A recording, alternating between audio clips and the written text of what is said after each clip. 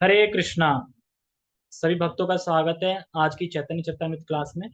तो बहुत अच्छे अच्छे आज श्लोक हैं कि किस तरीके से हम भक्ति में बढ़ सकते हैं। सबसे पहले क्या आवश्यकता है, हमें क्या चाहिए, क्या चीज चाहिए। तो बहुत अच्छे श्लोक हैं। तो अभी हम शुरू करते हैं, मंगलाचरण करते हैं पहले।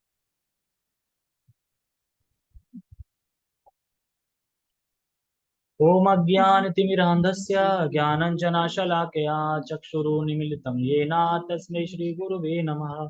श्रीचैतन्यमनोभीष्टं स्थापितं येन भूतले स्वयं रूप कदा मह्यं ददाति सत्पदान्तिकम्। वन्देऽहं श्रीगुरो श्रीयुतापदकमलं श्रीगुरून् वैष्णवांश श्रीरूपं साग्रजातं सहगण रघुनाथान्वितं तं सजीवं साधुवेतं सावधूतं परिजनसहितं कृष्ण चैतन्य देवम् श्री राधा कृष्ण पादान सहगण ललिता श्री विशाखा द्विशांचा।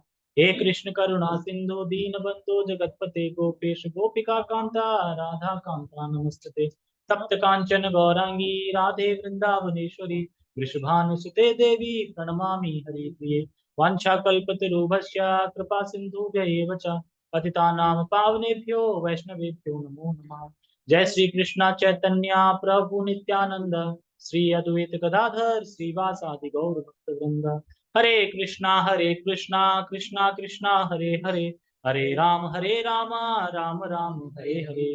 रामाय रामभद्राय रामचंद्राय वेदसे रघुनाथाय नाथाय सीताया पते नमः। नमो विष्णुपादाय कृष्णपृष्ठाय भूतले श्रीमते भक्ति वेदांत स्वामिनि इति नामिने। नमस्ते सारस्वते देवे गौरवाणी प्रचारिणे निर्विशेष शून्यवादी पश्चात देशितार्थे। हरे कृष्णा। तो सभी का बहुत बहुत स्वागत है।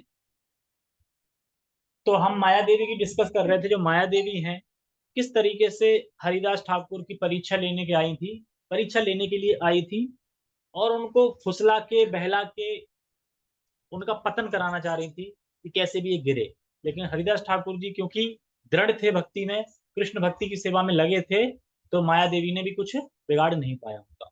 उसके बाद स्वयं माया देवी ने बता दिया कि मैं एक्चुअली भगवान कृष्ण की बहन हूँ। बहन ही है ना माया देवी, मतलब सेविका हूँ, दासी हूँ उनकी। और मैं आपकी परीक्षा लेने आई थी, लेकिन आप खरे उतरे, मैं आपसे प्रसन्न हो गई। तो प्रसन्न होकर अब आगे क्या कहने वाली है वो हम इस श्लोक से चर्चा करेंगे, ठीक है। जय जय श्री चैतन्य जय नित्यानंद जय द्वैत चंद्र जय गौर भक्त वृंदा। जय जय श्री चैतन्य जय नित्यानंद जय द्वैत चंद्र जय गौर भक्त वृंदा। हरे कृष्ण। ठीक है। ब्रह्मादि जीवा आमी सवारे मोहे मोहे, क्या पढ़ेंगे इसको। हाँ। ब्रह्मादि जीवामी सवारे मोहि लूंगा एकेला तुम्हारे आमी मोहिते नारी लूंगा। इसको शायद कुछ और पढ़ते होंगे। एक माँ आपको नारी लू मोहित नहीं कर पाई। अच्छा, ठीक है। अनुवाद। मैंने पहले ब्रह्मा तक के मन को मोहित किया है, अन्यों की तो बात जाने दे। अब देखो, इस पृथ्वी पे या फिर इस भौतिक संसार में अगर हम करते हैं तो ब्रह्मा से सबसे उच्च लोक ब्रह्मा का माना जाता है। अगर भौतिक संसार में देखें, मतलब इस ब्रह्मांड में देखें, तो ब्रह्मलोक से फिर नीचे नीचे तपलोक, जनलोक, धनलोक, तपलोक, उसके बाद स्वर्गलोक, और फिर पृथ्वीलोक, महरलोक भी बीच में आता है। उसके बाद फिर नीचे नीचे लोग आते हैं। ऐसा नहीं कि नीचे के लोग में भोग नहीं है, नीचे के लोग में बहुत भोग है ना। देखा ना कि वो पाताल लोग चले गए थे, वहां भी अप्सर आए हैं, सब वहां भी है भोग। ऐसा नहीं कि नीचे के लोग में नहीं है। हाँ, ठीक है। लेकिन स्वर्ग में ज्यादा अच्छे हैं और नीचे में भी होगा, जैसे कि पाताल, वितातल, तल, तलातल, बहुत सारे हैं। तो एक अंडा होता है और उस अंडे में ही पूरे 14 प्लेनेट है, ठीक है। और सबसे नीचे लेटे हैं गर्भोदकशाही विष्णु, ठीक है। अगर मान लो कि कोई लोग से टपका तो सीधे कहाँ चला जाएगा, गर्भोदकशाही विष्णु के उस गर्भ में चला जाएगा। मतलब ऊपर से गिरा सीधा नीचे करके, और ब्रह्मा जी सबसे ऊपर है। तो माया देवी ये बताना चाह रही है कि मैंने ब्रह्मा तक को मोहित कर दिया है, नहीं ब्रह्मा जी को भी पतन करा दिया, ब्रह्मा जी को भी मोहित कर दिया है कि वो भी एक बार अपनी ही पुत्री के पीछे भागने लगे, कामुकता के कारण अपनी पुत्री के पीछे। और ये देख के कुछ गंधर्व थे, गंधर्व नहीं, कुबेर के पुत्र थे, पता नहीं कौन थे, जो हंस दिए थे। हंस दिए थे तो उनको इतना बड़ा अपराध लग गया कि वो फिर आके ना पता नहीं क्या क्या बनना पड़ा उनको। तो आगे कथा है, मतलब वो अलग कथा है। तो कहने का तात्पर्य ये है कि ब्रह्मा भी मोहित कर दिया, यहाँ तक कि शिव जी को भी मोहित कर दिया माया देवी। लेकिन आपको नहीं कर पाया, बड़ा आश्चर्यजनक हो रही है कि आपको नहीं कर पाया, मैंने हार गई, ये कह रहे हैं। अन्यों की बात जाने दें, केवल आपके मन को ही मैं आकृष्ट नहीं कर सकी।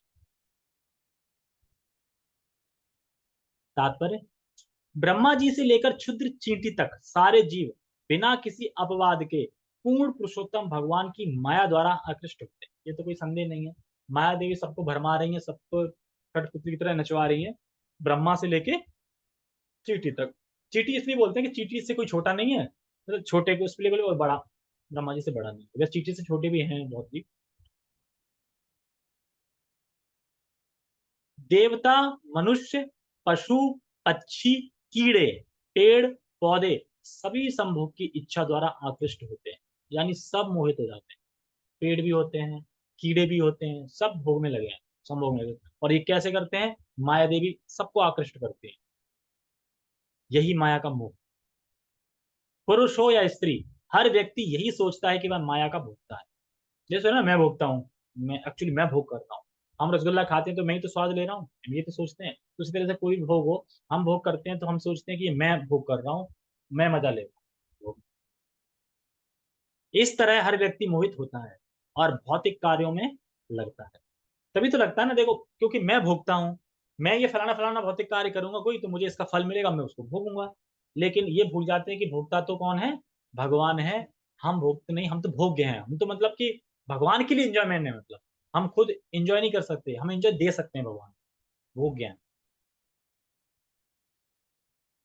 किंतु हरिदास ठाकुर सदैव पूर्ण पुरुषोत्तम भगवान का चिंतन करते रहते थे और सदैव भगवान की इंद्रियों को संतुष्ट करने में लगे रहते थे।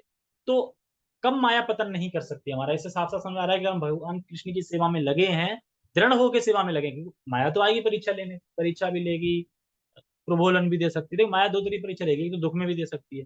वो दुख देगी कि दुख से तुम ये समझ लो अरे कुछ नहीं होता कृष्ण भक्ति करके, इतना दुख मिलता है, तब हट जाओगे। या फिर इतना ऐश्वर्य दे देगी, इतना भोग दे देगी, लॉटरी लगवा देगी कि तुम अरे सब कुछ तो मिल गया, अब क्या करेंगे, कृष्ण भक्ति करके सब कुछ मिल गया, अब तो एंजॉय करो। हम गए थे कृष्ण के पास, कृष्ण हमें बहुत भोग देती। तो ये सब कृष्ण क्यों भोग देंगे? कृष्ण चाहेंगे मुझसे अलग जाए, तो माया चाहती है ना कि ये मुझसे अलग हो जाए, इस तरीके से। तो सदैव भगवान के इंद्रियों को संतुष्ट करने में लगे रहते थे। उन्हें इसी विधि ने माया के बंधन से बचाया, तो समझ गए। तो हमें माया से भगवान की विधि क्या बता सकती है? हम सुबह साधना कर रहे हैं, मॉर्निंग प्रोग्राम कर रहे हैं, सुबह क्लास सुन रहे हैं, खासकर शाम को क्लास सुन रहे हैं, क्योंकि शाम को क्या है, तमोगुण का टाइम रहता है। तो उस तमोगुण में रहता तो तमोगुण का ही टाइम है, लेकिन शाम को क्लास सुनना अच्छा लगता है, सही लगता है ना। अगर ये क्लास में भी दिन में 2 बजे करने लगूँ तो मतलब थोड़ा वैसा लगेगा, लेकिन अभी शाम को थोड़ा अच्छा लगता है। 8 बजे 7 बजे जो भी हो, लेकिन 9 बजे फिर नींद आने लगती है, लेकिन 8 बजे फिर भी ठीक लगता है। तो इसीलिए प्रभुपाद जी ने कितना फिक्स किया है। क्लासेस होती है ना 8 बजे, मंदिर में भी होती है, सुबह 8 बजे और शाम को भी। सुबह भी सतोगुण का टाइम रहता है, बढ़िया एकदम साधना करके क्लास सुन के जाओ, और शाम को सुन के जाओ। दिन में आपको जो कार्य करना है करो ये सब। हाँ, दोनों टाइम सुनना चाहिए क्योंकि तो इससे धीरे धीरे प्रगति होती जाएगी। अब डाटा नहीं है किसी के पास तो नंबर भेज देना, डाटा डलवा देना। यह भक्ति की शक्ति का ज्वलंत प्रमाण है। ठीक है। नहीं डाटा तुम तो यहाँ के सुन सकते हो ना, जो दूर की बात चल रही है। सो के साथ तो कहते हैं डाटा नहीं है तो बता दो, हम रिचार्ज करवा देंगे। अब ये नहीं कि उस रिचार्ज से भी तुम वही फिल्म देखने लगो, फिर खत्म हो गया। नहीं, तो जिम्मेदारी है कि अब डाटा करा दिया ना, तो फिर यार वो जरूर देखना है, उसके लिए डाटा बचा रहना चाहिए। हाँ, ठीक है। तो विधि समझ गए ना, सुबह शाम, सुबह और शाम, और दिन में अपनी जो भी सेवा है, जो भी कर्म है, जो भी कार्य है वो कर सकते हैं। तो ये विधि ही, इस विधि ने ही हरिदास ठाकुर बताया। लेकिन हरिदास की विधि बहुत ज्यादा वो थी, वो तो 24 घंटे भगवान के उसमें जपा में लगे रहते थे, 22 तो उनके हम होड़ नहीं कर पाएंगे, उनकी नकल नहीं कर पाएंगे। लेकिन जितना हमें आचार्यों ने दिया हमें उतना करना चाहिए। भगवान की सेवा में पूरी तरह लगे रहने के कारण ही उनको माया के साथ भोग करने के लिए प्रेरित नहीं किया जा सकता। अब एक बात बताओ, अगर कोई 22 घंटा सेवा में लगा है और 2 घंटा अपने निजी कार्य कर रहा है, तो अब उसने प्रण ले रखा है, दृढ़ता है कि मैं अपना 3 लाख नाम, 3 लाख कर देते हैं, 3 लाख नाम पूरे करने ही करने हैं। तो 3 लाख में पूरा दिन निकल जाएगा ना, तो भोग कब करेंगे? टाइम ही कहाँ है। जब तक दूसरा दिन आया तब तक फिर चालू हो गया वो 3 लाख, खत्म नहीं हो पाया तब से फिर दूसरा फिर चालू हो गया, तो वो हो ही नहीं पाया। ये सब वो कर लेते थे क्योंकि उनका नाम चलता रहता था। और पहले देखा नहीं, ध्रुव महाराज ही देख लो, ध्रुव महाराज ने 15 दिन तक कुछ फल खाए, फिर 15 दिन के बाद कुछ खाए। हाँ, तो फिर पानी से जी रहे, पानी से जी सकते हैं, उसके लिए क्या अपने आप को बनाना पड़ेगा। भगवान ये कह नहीं रहे हैं कि तुम ऐसा करो, भगवान कह रहे खाओ, खूब खाओ, प्रसाद खाओ, प्रसाद खाओ, खूब खाओ, कोई दिक्कत नहीं।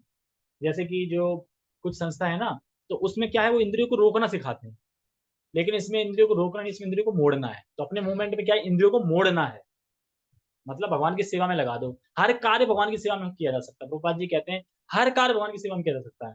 नाचना भगवान की सेवा में लगाया जा सकता है, गाना भगवान की सेवा में लगाया जा सकता है, ठीक है। अगर आपको रूप देखना चाहे तो भगवान की सेवा में लगाया जा सकता है, हर चीज भगवान की सेवा में लगाई जा सकती है। उसकी सेवा करनी चाहिए ना।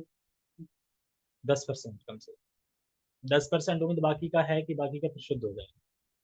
लेकिन 10% आय का 10% देना चाहिए भगवान, मतलब जितना हम कमा रहे हैं, 20,000 कमा रहे हैं तो 2,000 देना चाहिए, और 10,000 कमा रहे तो 1,000 देना चाहिए, कोई 5,000 कमा रहा है तो 500 देने चाहिए, कोई 1,000 कमा रहा है तो 100 देने चाहिए, इस तरीके से। ये प्रभुपाद जी ने वैसे तो 50% बोला है, लेकिन 10% भी दें तो भी ठीक है, तो 10% भी देना चाहिए। तो सात भोग करने प्रेरित नहीं किया जा सका, शास्त्रों का निर्णय है कि, हाँ शास्त्रों का निर्णय है कि शुद्ध वैष्णव कभी भी भौतिक जगत का भोग करने की नहीं सोचता, जिसकी चरम परिणति संभोग है। तो शुद्ध वैष्णव कभी सोचता ही नहीं भोग करने का, क्योंकि उसकी चरम परिणति मतलब लक्ष्य क्या है, संभोग मतलब भैया, वह कभी भी अपने आप को भोक्ता नहीं मानता। वो मानता है कि मैं तो कृष्ण का दास हूँ, सेवक हूँ, भोक्ता तो भगवान है। एक वही पुरुष है, पुरुषोत्तम मास मतलब पुरुष, भगवान ही हम सब स्त्री हैं। लेकिन हम यहाँ पे बॉडी में है, मतलब बॉडी लेवल से देखा जाए मेल है फीमेल है, लेकिन हम सब प्रकृति, प्रकृति मतलब स्त्रीलिंग, स्त्रीलिंग, हम सब स्त्रीलिंग ही है, पुरुष तो एक भगवान ही है। तो हम भोग्या हैं, वो हम भोग्य हैं और वो भोगता है। इच्छा के कारण ही तो आए, इच्छा अगर नहीं होती तो यहाँ होते ही नहीं। हमारी इच्छा है तो हम आए हैं। अब पता चल गया है कि एक्चुअली जाना कहाँ है, ये जीवन क्यों मिला है, तो अब जा सकते हैं। लेकिन चक्कर ये है ना, मोह बहुत बड़ा जंजाल है, मोह इंसान नहीं छोड़ता। मोह ऐसा है कि बच्चे, यही सब मेरे हैं, बच्चे, फैमिली, माता पिता। लेकिन जबकि वो देख रहा है कि मेरे बाबा चले गए, मेरे दादा चले गए, मेरे बाबा चले गए, मेरे बाबा के बाबा चले गए, यानी मेरे पिताजी भी चले जाएंगे, यानी मैं भी चला जाऊंगा और मेरे बच्चे हैं वो भी जाएंगे, पता है ना। फ्री मोह है, फ्री मोह। तो यही मोह है, ये मोह किस कारण है, यही तो माया है। तो ये मोह कैसे कट सकता है? वैरागी कुलाड़ी से, जब अपना चैप्टर चल रहा है ना गीता का, वैरागी कुलाड़ी से क्या करना है, उसको जड़ों को काटना है, इस तरीके से। इसलिए यह निष्कर्ष निकलता है कि पूर्ण पुरुषोत्तम भगवान सनातन दिव्य हैं तथा इंद्र तृप्ति की अनुभूति से एवं भौतिक गुणों से परे हैं। क्योंकि भगवान भौतिक गुणों से परे हैं, दिव्य हैं, तो हम उनकी सेवा में लगते हैं तो हम भी दिव्य बन जाते हैं, तो हम भी फिर इन सब चीजों से छूट जाते हैं। क्योंकि भौतिक गुणों से परे भगवान है, तो फिर हम क्या होंगे, हम भी भौतिक गुणों से परे हो जाएंगे। यदि जीव इस भ्रांत धारणा को त्याग देता है, भ्रांत धारणा मतलब हकीकत नहीं है, भ्रांत मतलब थोप रख थोप रखा है अपने ऊपर कि मैं ये हूं, मैं वो, भ्रांत धारणा को त्याग देता है कि शरीर ही आत्मा है। और यदि वह अपने आप को कृष्ण तथा वैष्णवों का नित्य दास समझता है, तो वह माया के प्रभाव को लांग सकता है। कौन सा श्लोक है? देवी ऐसा गुणमयी मम माया दुरत्या मामेव ये प्रपद्यन्ते माया में ताम तरंतते। जैसे ही कोई कृष्ण के शरणागत हो जाता है, तो फिर जो बहुत कठिन जो माया है जिसको हम पार कर नहीं सकते, वह आदमी तुरंत पार करता है। कहते हैं कि ये जो भवसागर है उसको सागर के रूप में कंपेयर करें भवसागर को, तो भवसागर को कैसे पार करेंगे? तो भवसागर को पार कैसे करते हैं भक्त की? भवसागर क्या होता है, सिमट के एक गाय का खुर होता है ना, उतना हो जाता है सागर। अब पार कर लोगे इसको? अगर पूरा सागर खुर के कर लोगे, ऐसे इजीली एकदम पार कर लेते हैं। इस तरह जो शुद्ध जीव अनर्थ निवृत्ति के पद को प्राप्त, अनर्थ निवृत्ति का पद प्राप्त कर लेता है, उसके लिए इस भौतिक जगत में भोग करने के लिए कुछ नहीं बचता। अनर्थ निवृत्ति मतलब अनर्थ निवृत्ति, निवृत्ति को अगर हम पार कर लेते हैं तो फिर ये हमें सब सताते नहीं है, भोग भोग ये सब चीजें। फिर हम निष्ठा, रुचि, इन लेवल पे पहुंच जाते हैं। उसके लिए इस भौतिक जगत में भोग करने के लिए कुछ नहीं बचता। इस स्थिति को भक्ति कार्यों को सही ढंग से संपन्न करने की प्राप्त भक्ति कार्यों को सही ढंग से संपन्न करने करके ही प्राप्त किया जा सकता है। आप समझेंगे, ये जो अनर्थ निवृत्ति है, जो ये पूरा स्टेज बताई गई है, इसको हम कैसे पार कर सकते हैं, कैसे माया को पार कर सकते हैं? भक्ति के जो कार्य हैं उनको सही ढंग से करके। मान लो माला कर रहे हैं, सही ढंग से नहीं कर रहे हैं, फिर मान लो हरे कृष्ण कृष्ण कृष्ण और हाँ हरे कृष्ण कृष्ण, तो ये माला एक्स्ट्रा वाली माला कर सकते हैं जो कि काउंट में नहीं है। मतलब 16 माला बोला ना, 16 माला सही से करनी है, बाकी के 17वां कर रहे हैं वो कर सकते हैं। हाँ तो बोलना नहीं चाहिए ना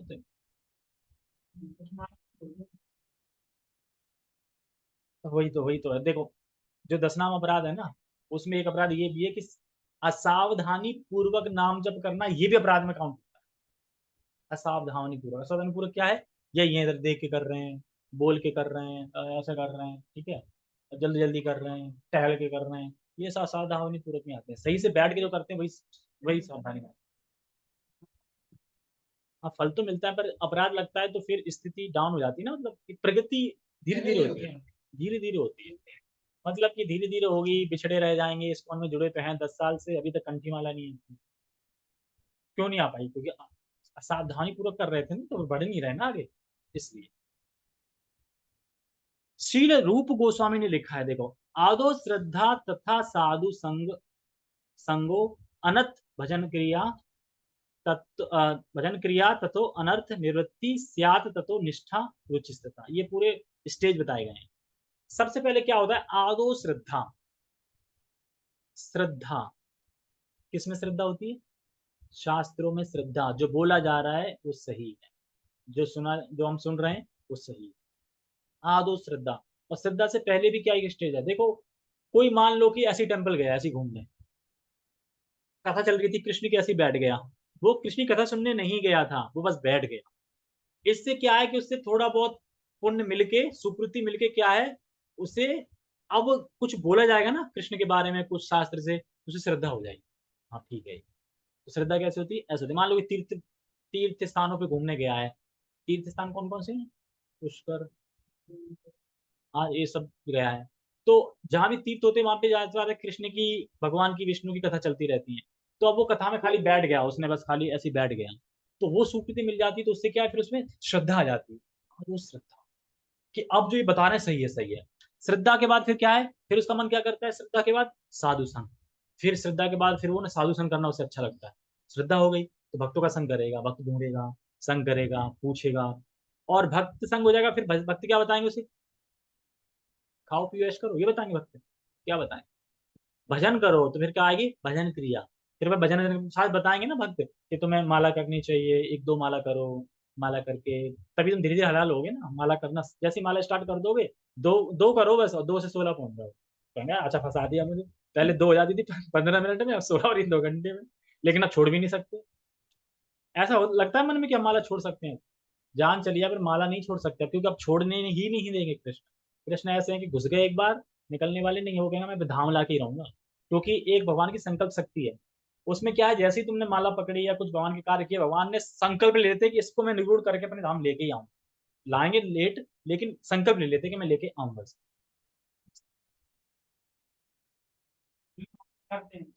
हाँ कैसे भी करते हैं कि नहीं करेंगे तो एकदम भड़बड़ी सी मची रहेगी। तो तुम तो जूम पे कर लिया करो ना, मैं लिंक भेज दूंगा उस पर। 9 बजे तक होता है शुभ प्रसाद प्रभु के उसमें जब, उसमें मोबाइल पे चालू करके बैठ कर लिया करो सही से। उसमें थोड़ा सही करो, टेढ़े मेढ़े बैठो तो ज्यादा डांट पड़ जाएगी उसमें। और डांट पड़ने से क्या, तुम्हारी एक माला बढ़ जाएगी। जैसी डांट पड़ती है ना, नींद खत्म हो जाएगी, एकदम सतर्क होकर सही से करने लगोगे एक माला, वो देख रहे हैं हमें ही देख रहे हैं। तो कोई नहीं, बैठ के करते तो बैठ के 8 माला जूम पे कर लो। मैं उसमें ऐड कर दूंगा लिंक में, जपा लिंक में, उसमें लिंक रहता है हमेशा, बस उसमें ज्वाइन करा और सुना, ठीक है। तो भजन क्रिया, भजन क्रिया हम करते हैं तो फिर क्या, हमारी अनर्थ निवृत्ति होती है, तथा फिर अनर्थ निवृत्ति। बस जैसे हम अनर्थ निवृत्ति के स्टेज पे पहुंचते हैं, फिर ये सब चीजें हमें नहीं सता पाती, भोग इत्यादि ये सब। स्यात तो निष्ठा, फिर उसके बाद क्या है? निष्ठा। निष्ठा का मतलब ये होता है, निष्ठा का मतलब होता है कि अब उसे कथा सुनना है तो ऐसा मन हो रहा है कथा सुननी है। ऐसा मन में नहीं आता कथा सुननी, यार कथा भी है आज फिर है 4 घंटे है, ये सब खत्म हो जाती है, निष्ठा हो जाती है। वो सुखी से सुनता है, अपने स्वयं से सुनता है।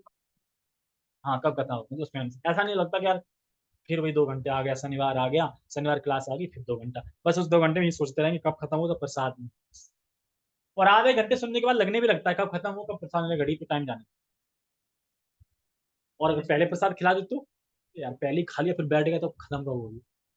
उस क्लास में जाने से प्रसाद नहीं पाया, क्लास में बैठ गया तो ये तो लगा रहता है चलो इसका प्रसाद मिलेगा, पहले ही प्रसाद पा लो फिर क्लास में बैठ जाओ तो अब तो कुछ नहीं, अब तो जाके सीधा घर जाना है बस निकल के, तो लगने लगता है। फिर क्या आती है, फिर रुचि आती है। रुचि में मतलब क्या है, फिर तो भगवान के कार्यों में रुचि होने लगती है इसमें। और फिर रुचि के बाद फिर भाव, भाव के बाद फिर प्रेम। ठीक है, भाव और मतलब भाव प्रेम में डिफरेंस नहीं है, भाव के लेवल पे भी, लेकिन भाव का लेवल थोड़ा नहीं नीचे के, वहां से भी कभी कभी हो सकता है कि नीचे गिर जाए। जैसे भरत महाराज भाव की स्टेज पे थे फिर भी पतन हो गया। बता सकता है कि भरत महाराज का पतन क्यों हुआ? हाँ तो क्यों हुआ, वो तो भाव स्टेज पे पहुंच गए थे।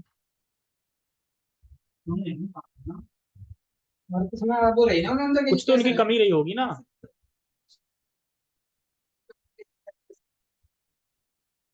अगर अगर कोई अकेला जंगल में चला जाए और वहां आसक्ति हो जाए तो दूसरा भी बताने वाला अरे तुम गलत कर रहे हो, आसक्ति हो जाओगी, फंस जाओगे, निकलो यहाँ से, बताने वाला था कोई उनको?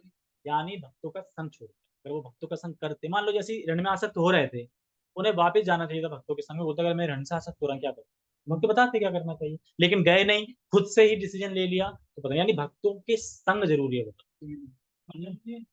भक्तों के संग से क्या है कि मिल जाती है, जैसे मान लो अपन पुरुषोत्तम मास में तो नहीं जा पाए, शायद हो सकता है ये ट्रिप रखी गई थी इसलिए क्योंकि शनिवार को एकादशी थी, इसलिए संडे मंडे इतने सैटरडे संडे ही।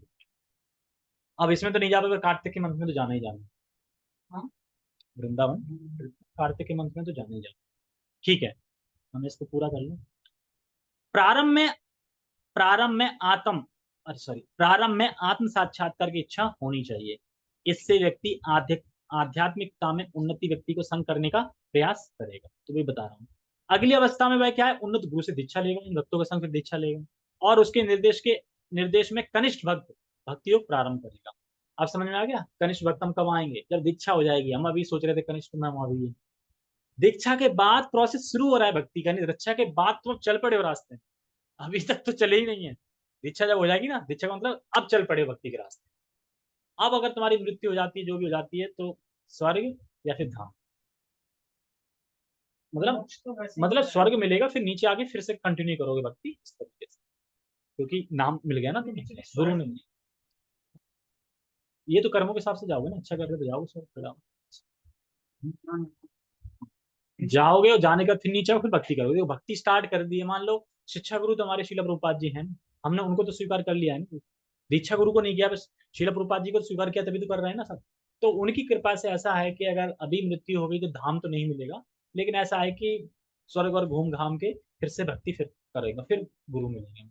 ये है कि रोड पे तो आ गए हैं, लेकिन भक्ति का जो प्रोसेस शुरू होगा जो, वो दीक्षा के बाद ही होगा। दीक्षा जैसे आज भी मैं कहता तो कुछ दीक्षा जो थी वो मांग रहे थे, क्योंकि दीक्षा के बाद 3 दिन मांगना होता है, और इस्कॉन में हम भी मांगेंगे, ऐसा नहीं हम बच जाएंगे, हमें भी मांगना पड़ेगा, झोली फैला के दे दो। और कैसे मांगेंगे, अब सोचेंगे, देखो ना अहंकार नहीं खत्म होगा इससे, नहीं हुआ खत्म इससे, रोड पे खड़ा खड़े हो गए झोली लेके, कैसा लगेगा, कोई आ रहा है प्रभु जी, क्या बोलेंगे, लेकिन उनको पता होता है कि इनकी दीक्षा हुई है काफी लोगों को, तो वो दे देते हैं कुछ ना कुछ, और जितना भी 3 दिन में मिलेगा वो सारा इस्कॉन में दे दोगे, उसके बाद फिर अपना कार्य करोगे जो भी करो। ठीक है, आगे बढ़ो। प्रारंभ करेगा, गुरु के निर्देशन में भक्ति संपन्न करने से वह सारी भौतिक आसक्ति से मुक्त हो जाता है, आत्म साक्षात्कार में स्थिरता प्राप्त करता है तथा पूर्ण पुरुषोत्तम भगवान श्री कृष्ण के विषय में सुनने के लिए रुचि उत्पन्न करता है ना, स्टेज आ रही है, रुचि आ गई उसमें। भक्ति रसामृत सिंधु 1.4:15, यदि कोई सचमुच भक्ति करता है तो अनर्थ भौतिक भोग से संबंधित अवांछित वस्तुएं स्वतः लुप्त हो जाती। तो हरिदास ठाकुर निष्ठा, वो तो रुचि, वो तो भाव प्रेम के लेवल पे थे, तो ये सारा नष्ट हो गई, तो फिर माया देवी क्या कर लेंगे, क्योंकि तो माया देवी फिर नहीं कर सकती कुछ। एक श्लोक और पढ़ने, तो ये कौन बोल रहा था, माया देवी बोल रही थी कि अरे ब्रह्मा जी तक को मैंने कर दिया है पतन, मोहित तुम्हें नहीं कर पाएंगे। महाभागवत तुम्हें तो अमार दर्शने तुम्हारे कृष्ण नाम कीर्तन श्रवणे चित्त शुद्ध hele चाहे कृष्ण नाम लेते कृष्ण नाम उपदेशी कृपा कर मोते। अब माया देवी की दीक्षा होगी किसके द्वारा? हरिदास ठाकुर के द्वारा। हरिदास ठाकुर से दीक्षा लेंगे कौन? माया देवी। तो इससे हमें समझ रहा है कि माया देवी भी चैतन्य महाप्रभु की अनुयायी है, मानी मतलब कृष्ण की डिवोटी, मतलब इस्कॉन की डिवोटी है स्वयं माया देवी दुर्गा। हे महोदय, आप सर्वश्रेष्ठ भक्त हैं। आपके दर्शन मात्र से तथा आपको कृष्ण के पवित्र नाम का जप करते सुनकर मेरी चेतना शुद्ध हो गई है। अब मैं भगवान के पवित्र नाम का कीर्तन करना चाहती हूँ। कृपया हरे कृष्ण महामंत्र जप के आनंद के विषय में उपदेश देने की मुझ पर कृपा करें। अब समझ आया? कहते हैं ना कैसे, तो यहाँ सब लिखा है ना इस चैप्टर में कैसे कैसे दीक्षा ली। चैतन्य अवतारे वहे प्रेमामृत वन्या सव जीव प्रेमे भासे प्रतिविहेल धन्य। अब माया देवी चैतन्य महाप्रभु के बारे में बता रहे हैं कि किस तरीके से मूवमेंट है, सभी लोगों का उद्धार हो रहा है इससे, इस चीज में। श्री चैतन्य महाप्रभु का अवतार होने से भगवत प्रेम रूपी सनातन अमृत की बाढ़ आ गई है। ऐसा हुआ भी है। जो जा रहे देखो तारे का हो कृष्ण उपदेश, जिसको देख रहे थे, जो भी हरे कृष्णा बोल रहा, हरि हरि बोल रहा था, उसको कृष्ण प्रेम देते चले जा रहे। कौन? चैतन्य महाप्रभु। तो कहे बाढ़ सी आ गई है प्रेम की। बाढ़ ही समझ लो ना, जो आ रहा है नहा रहा है उसमें, जो आ रहा है नहा रहा है। लेकिन फिर भी अगर इस कोई बाढ़ में नहीं नहा रहा है तो उस जैसा मूर्ख कौन है? ये बता रहे हैं। अमृत की बाढ़ आ गई है, सारे जीव उस बाढ़ में बह रहे हैं। अब सारा जगत महाप्रभु का कृतज्ञ है उन्हीं की वजह से। एवं अन्याय ये नान भासे से ही जीव अचार कोटि कल्पे कबू तार नाहिक निस्तार। जो इस बाढ़ में नहीं बहता उससे धिक्कार है। जो बाढ़ आ रही है अमृत बाढ़, उसमें जो नहीं बह रहा है वो धिक्कार है। ऐसे व्यक्ति को करोड़ों कल्पों तक उद्धार नहीं किया जा सकता। करोड़ों कल्प, एक कल्प कितना बड़ा होता है ब्रह्मा जी का? करोड़ों कल्प। एक कल्प होता है ब्रह्मा जी की एक दिन, एक चतुर्युग, और ऐसे हजार चतुर्युग, तब कल्प होता है। ये पढ़ते हैं इसमें होगा, ये लिखना पड़ेगा, बार बार भूल जाते हैं। जो इस बार में नहीं बता, हाँ नहीं हो सकता। तात्पर्य कल्प की किस व्याख्या भगवत गीता 8.17 में दी गई है। सहस्त्र युग पर्यंत महर्दय ब्राह्मणों विदु। ब्रह्मा का एक दिन एक कल्प कहलाता है, एक दिन ही कल्प कहलाता है। एक दिन मतलब एक दिन में 14 मनु की सृष्टि होती है, और एक मनु 74 चतुर्युग तक जिंदा रहते हैं। 74 चतुर्युग समाप्त हो जाते हैं, दूसरे मनु आते हैं, ऐसे 14 मनु हैं। ठीक है, तो उस चक्र को नहीं, यानी 1000 चक्र मान। तो एक युग या महायुग 43,20,000 वर्ष का होता है। इस तरह के 1000 महायुग जब हो जाते हैं तब एक कल्प होता है, यानी एक दिन। श्री चैतन्य चरितमृत के रचयिता का कहना है कि यदि कोई श्री चैतन्य महाप्रभु के कृष्ण भावनामृत आंदोलन का लाभ नहीं उठाता तो उसका उद्धार ऐसे करोड़ों कल्पों में भी नहीं हो सकता। ठीक है, तो आगे हम कल पढ़ेंगे। अभी थोड़ा है और, तो आगे अब वो दीक्षा लेंगी हरे कृष्ण मंत्र का, क्योंकि ऑलरेडी राम नाम से दीक्षा ले रखी है शिव जी से उन्होंने। तो राम नाम क्या है? मुक्ति देता है, लेकिन प्रेम कौन देता है? कृष्ण। इसलिए तो मंत्र में है ना, हरे राम हरे कृष्ण। ओके, सभी का बहुत बहुत धन्यवाद। श्री श्री चैतन्य महाप्रभु की जय, श्री श्री हरिदास ठाकुर की जय, श्री श्री श्री जगत गुरु शिला प्रभुपाद की जय। ठीक है, हम 8 बज के 40 या 42 मिनट पे भागवतम पढ़ेंगे, जो आना चाहे। हरे कृष्ण।